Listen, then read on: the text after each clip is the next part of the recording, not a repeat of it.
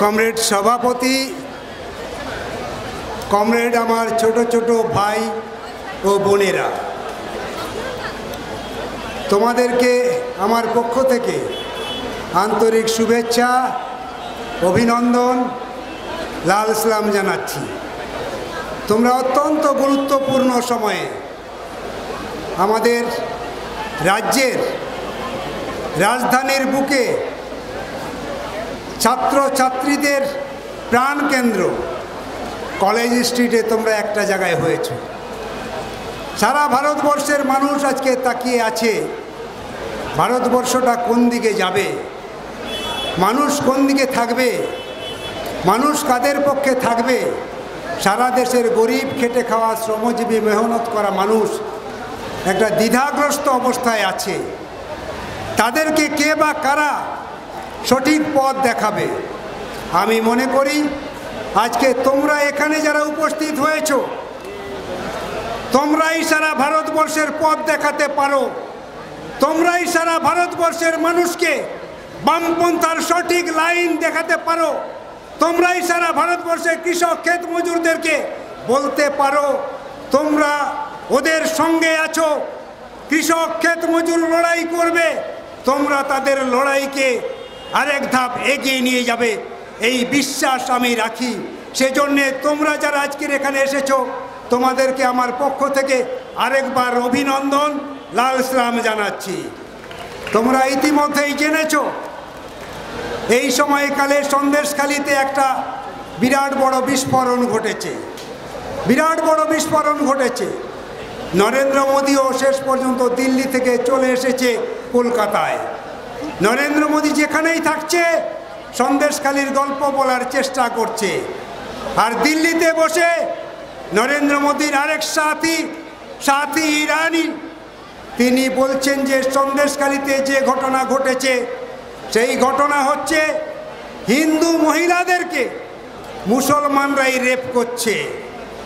অর্থাৎ সন্দেশখালিকে ইস্যু করে সারা দেশে আবার সেই হিন্দু মুসলমানের রাজনীতি চুইয়ে ছড়িয়ে দেওয়ার চেষ্টা করছে সন্দেশখালির দিকে।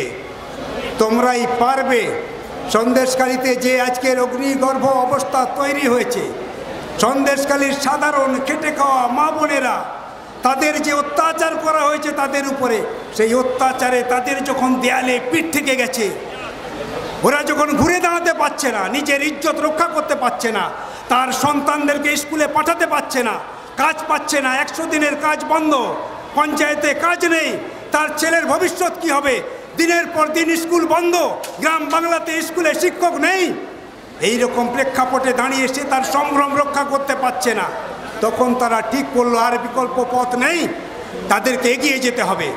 তাই ঐক্যবদ্ধভাবে সমস্ত মানুষ দলমত নির্বিশেষে তারা একটা জায়গায় হয়ে তৃণমূলের বিরুদ্ধে, তৃণমূলের অত্যাচারের বিরুদ্ধে, তৃণমূল এবং বিজেপির এক লাইনে চলার বিরুদ্ধে সবাই গর্জে উঠেছে। সন্দেশখালির মানুষ যদি গর্জে উঠতে পারে, সন্দেশখালির খেটে খাওয়া তফসিলি জাতি, উপজাতি, আদিবাসী অংশের মানুষ যদি একজোট হয়ে লড়াই করতে পারে তৃণমূল বিজেপির বিরুদ্ধে, তাহলে আমার ছাত্র সমাজ কেন পারবে না? যুব সমাজ কেন পারবে না?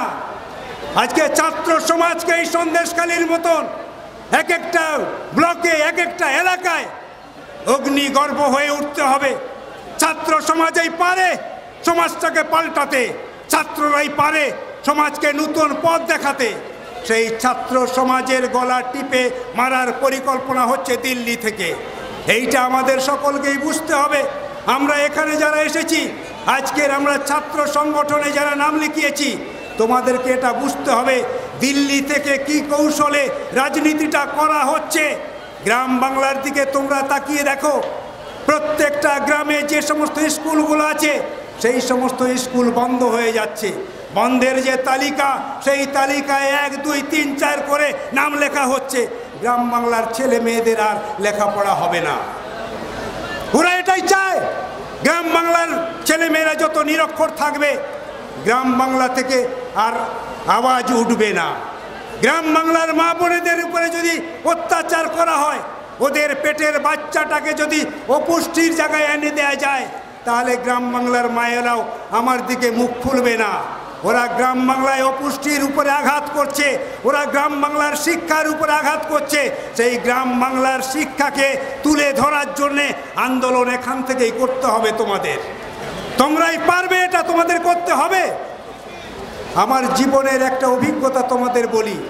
কয়েকদিন আগেই তোমরা দেখেছো আমাকে মিথ্যে মামলা দিয়ে জেলে নিয়ে যাওয়া হয়েছিল। বসিরহাট সাব জেল, উত্তর 24 পরগনা জেলার একটা সাব জেল আছে, সেই জেলটার নাম হচ্ছে বসিরহাট। সেই বসিরহাট জেলে আমাকে যখন নিয়ে যাওয়া হলো তখন আমি দেখলাম একটা নতুন ইতিহাস। আমি জেলে না গেলে এই অভিজ্ঞতা আমার হতো না।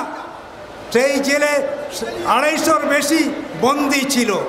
সেই 250 বন্দি সকালবেলা সবাই যখন জেল থেকে বেরিয়েছে, জেল চত্বরে যখন তারা হাঁটাহাঁটি করছে, তখন আমি বিস্ময়ের সঙ্গে তাকিয়েছিলাম তাদের দিকে। এই 250 কয়েদির মধ্যে, 250 বন্দির মধ্যে সবচেয়ে বেশি কম বয়সীর বাচ্চারা, 18 থেকে 35 বছর বয়স, এইরকম সন্তানরাই হচ্ছে জেলের মধ্যে। আমি অবাক হয়ে গেলাম। এই বয়সে তাদের কত স্বপ্ন ছিল, তাদের কত কাজ ছিল। গ্রাম বাংলা দাপিয়ে বেড়ায় যারা, ক্লাব সংগঠন করে, কত উন্মাদনা তাদের মনের মধ্যে। তারা আজকে জেলের মধ্যে কেন? এই প্রশ্ন আমাকে তাড়িয়ে বেরিয়েছে। আমি যতদিন জেলের মধ্যে ছিলাম ততদিন ঘুমোতে পারিনি ওই বাচ্চা ছেলেদেরকে দেখে।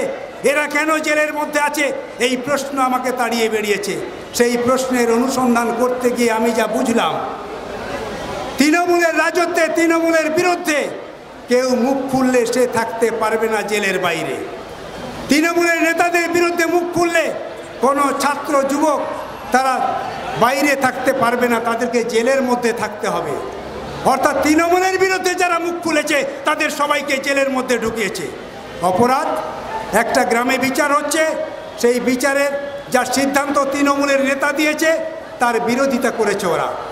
অপরাধ, গ্রামে একটা মিটিং হচ্ছে, সেই মিটিংয়ে ভুল মেসেজ গেছে, তার প্রতিবাদ করেছে একটা ছাত্র, সেই অপরাধে তাদেরকে জেলে পাঠিয়ে দেওয়া হয়েছে। জেলে 80% বেশি কম বয়সী ছেলে মেয়েরা জেল খাটছে। তাদের 60% বেশি পাড়ায় বসে মেটানো যেত, 60% বেশি নিজেরা ইচ্ছা করলেই মেটানো যেত, কিন্তু তারা না মিটিয়ে তাদেরকে জেলে পাঠিয়ে দিয়েছে। উদ্দেশ্য হচ্ছে মমতা ব্যানার্জি এভাবেই গোটা বাংলার যুব সমাজকে, বিদ্রোহী যুব সমাজকে তারা জেলের মধ্যে আটকে রাখতে চায়। তাই গোটা রাজ্যের যুব সমাজকে গর্জে উঠতে হবে, ছাত্রদেরকে গর্জে উঠতে হবে, তার প্রতিবাদে মুখর হতে হবে আমাদের সব ছাত্রদেরকে। একটা ছাত্র যেন জেলে না থাকে, একটা কম বয়সী যুবক যেন জেলে না থাকে। এই আওয়াজ যদি আমরা তুলতে না পারি তাহলে তারা মিথ্যে মামলা দিয়ে অসংখ্য যুব শক্তিকে তারা জেলের মধ্যে বন্দি রাখতে চায়। আজকে যে যুব সমাজের দায়িত্ব ছিল সমাজ গড়ার, যে ছাত্রদের দায়িত্ব গোটা গ্রাম বাংলায় নতুন নতুন প্রজন্ম যারা আসছে তাদেরকে স্কুলের গণ্ডি পার করিয়ে কলেজ পর্যন্ত নিয়ে যাও, কলেজ গণ্ডি পার করিয়ে তাকে ইউনিভার্সিটি পর্যন্ত নিয়ে যাও। যাদের স্বপ্ন ছিল লেখাপড়া করার মধ্য দিয়ে দেশটাকে গড়বে, যাদের স্বপ্ন ছিল লেখাপড়ার মধ্য দিয়ে সমাজটাকে গড়বে, সেই শক্তিটাকে তারা জেলের মধ্যে রাখতে চায়। আমাদের ছাত্র তোমরা যারা এসেছো, তোমাদের আমি এইটুকু বলতে চাই, আজকে তোমাদের কাছে অত্যন্ত গুরুত্বপূর্ণ সময়, একটা সময় এসেছে, দায়িত্ব পালনের সময় এসেছে। আর কয়েকদিন পরেই দিল্লিতে নির্বাচন হবে। এই দিল্লির নির্বাচনে কে বা কারা যাবে, ক্ষমতা কে দখল করবে, যারা দেশটাকে ভাগ করতে চায়, যারা আমাদের সার্বভৌমত্ব ভেঙে দিতে চায়, যারা যুক্তরাষ্ট্র কাঠামো ভেঙে দিতে চায়, যারা আমাদের দেশের সম্পত্তি সব বিক্রি করে কর্পোরেটদের হাতে দিতে চায়, সেই সাম্প্রদায়িক শক্তি বিজেপি সে যাবে ক্ষমতায়, নাকি যারা এই সমাজটাকে পাল্টে নতুন একটা সমাজ গড়ার স্বপ্ন দেখছে, যারা গোটা দুনিয়াটাকে পাল্টিয়ে পচা গোলা সমাজ ব্যবস্থা ভেঙে দুর্মুষ করে দিয়ে একটা নতুন সমাজ গড়ার স্বপ্ন দেখছে, যে সমাজ ব্যবস্থার মধ্য দিয়ে সব ঘরের ছেলেমেয়েরা লেখাপড়া শিখবে, যে সমাজ ব্যবস্থার মধ্য দিয়ে সবাই সমানভাবে বাঁচতে পারবে, যে সমাজ ব্যবস্থার মধ্য দিয়ে কৃষক তার জমিতে সোনার ফসল ফলাবে, যে সমাজ ব্যবস্থার মধ্য দিয়ে খেটে খাওয়া গরিব মানুষ 12 মাস কাজ পাবে, যে সমাজ ব্যবস্থার মধ্য দিয়ে খেটে খাওয়া শ্রমজীবী মানুষের ছেলেমেয়েরা অন্তত লেখাপড়ার মুখ দেখতে পাবে, সেই সমাজ ব্যবস্থা লড়াইয়ের যারা করছে মানুষ তাদের পক্ষে থাকবে কি না, এই দায়িত্ব তোমাদেরকেই পালন করতে হবে। এই বার্তা গ্রামে গ্রামে পৌঁছে দিতে হবে তোমাদের। সমাজ পরিবর্তনের লড়াইতে যারা আছে, পশ্চিমবঙ্গে যারা লড়াই করছে, মাটি মানুষের সরকারের নামে যে তৃণমূল আজকের ক্ষমতায় আছে, প্রতিদিন প্রতি ইঞ্চিতে ইঞ্চিতে করে আমার গোটা সমাজটাকে কুরে কুরে খাচ্ছে। আমার আপনার ঘরের ছেলেমেয়েরা আজকের মাথা উঁচু করে বাঁচতে পারছে না। আজকের কর্মসংস্থানের দাবিতে খোলা আকাশের নিচে যখন ক্ষেত মজুর ঘরের ছেলেটা এসে লড়াই করে, তখন গ্রাম বাংলা ভালো থাকতে পারে না, গ্রামের মা বোনেরা ভালো থাকতে পারে না। আজকে তোমাদের এই যে লড়াই, তোমরা যে ফুটপাতে লড়াই করছো, কর্মসংস্থানের জন্য তোমরা যে দাবি করছো, এই দাবির পাশে গ্রামের খেটে খাওয়া একেবারে গতর বিক্রি করা মানুষটারও তোমাদের পক্ষে সায় আছে। এটা তোমরা মনে রাখবে। তোমরা আজকে যারা কলেজ স্ট্রিটে এসেছো, তোমাদের এই আন্দোলনের পাশে কেবলমাত্র তোমরা না, সারা দেশের গরিব খেটে খাওয়া কৃষক, ক্ষেত মজুর, মধ্যবিত্ত পরিবার সব তোমাদেরকে দুহাত তুলে আশীর্বাদ করছে আর বলছে আমাদের ছেলেমেয়েরাই পারে সমাজটাকে পাল্টে দিতে। ওরা বলছে আমাদের ছেলেমেয়েরা পারে নরেন্দ্র মোদীর মতন একজন সাম্প্রদায়িক শক্তির যে প্রধানমন্ত্রী, তাকেও তারা পরাস্ত করতে পারে। আজকের এভাবেই সারা দেশের মানুষ তোমাদের পক্ষে আছে। আমাদের রাজ্যটা একেবারে তলানিতে চলে গেছে। আমাদের রাজ্যটাকে বাঁচাতে হবে। এ বাঁচানোর দায় আমাদের সকলের। তৃণমূলের কিচ্ছু এসে যায় না, ওদের আত্মসম্মান বোধ বলে কিছু নেই। ওরা শুধু চাই টাকা টাকা টাকা, লুট লুট আর লুট। ওরা আমাদের মানব সম্পদের জন্য ভাবে না, আমাদের ঘরের সন্তানদের জন্য ভাবে না, আমার রাজ্যটা এগিয়ে যাক, এরা ওটা চায় না। তাদের বিরুদ্ধে আমাদের ঘরের ছেলে মেয়েদেরকেই ঘুরে দাঁড়াতে হবে। তোমাদের পক্ষেই সেটা সম্ভব, তোমরা পারবে। সেই জন্যই তোরা এত আঘাত হানছে আমাদের উপরে। ছেলেমেয়েরা যাতে লেখাপড়া না শেখে তার জন্য ব্যবস্থা করো। কৃষক যদি ফসলের দাম পায় তাহলে তার ছেলেটা লেখাপড়া শিখবে। ক্ষেত মজুর যদি 12 মাস কাজ পায় তার ছেলে মেয়েটা স্কুলে যাবে। সুতরাং এই দুটো জায়গাতেই আঘাত করো। আর আইসিডিএসটা যদি ভালোভাবে চলে তাহলে গ্রাম বাংলায় অপুষ্টি সন্তান না আর থাকবে না। গ্রাম বাংলায় যে সন্তান জন্মাবে তারা আর অপুষ্টি থাকবে না, ওজন তাদের বাড়বে। ফলে এই তিনটে জায়গাতেই আঘাত করতে হবে, কৃষক, ক্ষেত মজুর এবং মায়েদের উপরে। এই তিনটে জায়গায় যদি আঘাত করতে পারি তাহলেই ওরা দুর্বল হবে। অন্যদিকে যুব সমাজ কাজ পাবে না, তারা ডুকরে ডুকরে কাঁদবে, কিন্তু এরা কোনোদিন একটা জায়গায় হতে পারবে না। আঘাত করো এই তিনটে শক্তির উপরে। তাই তো কৃষকের উপরে আক্রমণ করা হয়েছে। কৃষক আজকে ফসলের দাম পায় না, তাই প্রতিদিন কৃষক ফসলের দাম না পেয়ে আজকের আত্মহত্যায় লাইন দিয়েছে। কৃষকের ঘরের সন্তান, সে বিএ পাস করার পর সে আর মাস্টার ডিগ্রি করতে পারে না। সে যখন তার বাবার দিকে তাকিয়ে দেখে তার বাবার যে ফসল হয়েছিল সেই ফসল বিক্রি করতে গিয়ে ঋণের টাকা শোধ করতে পারছে না, তখন সেই ছেলেটা তার বাবার পাশে গিয়ে বলতে পারে না, বাবা আমি এমএ করতে চাই, আমাকে টাকা দেয়া হোক। সে বলার সাহস পায় না, তাই বাবা মাকে না জানিয়ে সে ভিন দেশে চলে যায়। নিজের গতর বিক্রি করার জন্য সে পরিযায়ী শ্রমিকের খাতায় নাম লেখায়। এই হচ্ছে আমাদের রাজ্য। সেই জায়গায় দাঁড়িয়ে ক্ষেত মজুরদেরও একই অবস্থা। ক্ষেত মজুররা যাতে 12 মাস কাজ না পায় তার ব্যবস্থা করতে হবে। 12 মাস কাজ পেলে তার ঘরের সন্তানটা আজকে লেখাপড়া শিখবে। অর্থাৎ 100 দিনের কাজের টাকায় যে আইন আছে সেই আইনে আঘাত করো, সেই আইনে আক্রমণ করো, টাকা কমিয়ে দাও। আজকের সেই আইনের বলেই টাকা কমিয়ে দেওয়া হচ্ছে, 100 দিনের কাজ থেকে মানুষ বঞ্চিত হচ্ছে। আর আমাদের রাজ্যে যারা কাজ করেছে তারা 100 দিনের টাকা থেকে বঞ্চিত হচ্ছে। এগুলো তোমাদেরকে উপলব্ধির মধ্যে আনতে হবে। গরিব কৃষক, ক্ষেত মজুর তারা গ্রামে কাজ পাচ্ছে না বলে ছুটে বেড়াচ্ছে। এটা যদি তোমরা ছাত্ররা উপলব্ধির মধ্যে আনতে না পারো তাহলে ওই গরিব কৃষকদের পাশে তোমরা থাকতে পারবে না। ওদের যন্ত্রণার কথা তোমরা বুঝতে পারবে না। ওই ক্ষেত মজুরদের যন্ত্রণার কথা তুমি বুঝতে পারবে না। তার যন্ত্রণার শেয়ার হতে হবে তোমাদের। এই বড় দায়িত্ব তোমাদের। সমাজ পাল্টানোর খাতায় যখন নাম লিখিয়েছ, ক্ষেত মজুরদের জন্য তোমাদেরকে ভাবতে হবে। ক্ষেত মজুর হচ্ছে আমাদের সমাজের সম্পদ, তাদের জন্যই সমাজটা এগিয়েছে। পশ্চিমবঙ্গের এত নাম হলো কি করে? পঞ্চায়েতের এত অগ্রগতি হয় কি করে? হয়েছিল এজন্যেই ওই গ্রামের খেটে খাওয়া গরিব কৃষক, ক্ষেত মজুর, তাদের পরামর্শ, তাদের শ্রম, তাদের গতরের জন্য আজকের এত ইলেকট্রিসিটি, এত বিদ্যুৎ, এত উন্নয়ন। সেই লোকগুলোকে আমরা ফেলে দিতে পারি না। তারাই সমাজের সবচেয়ে গুরুত্বপূর্ণ ব্যক্তি। গ্রামের গতর যাদের আছে তারাই। সেই গতরওয়ালা মানুষগুলোকে সম্মান দিতে শিখতে হবে আমাদের।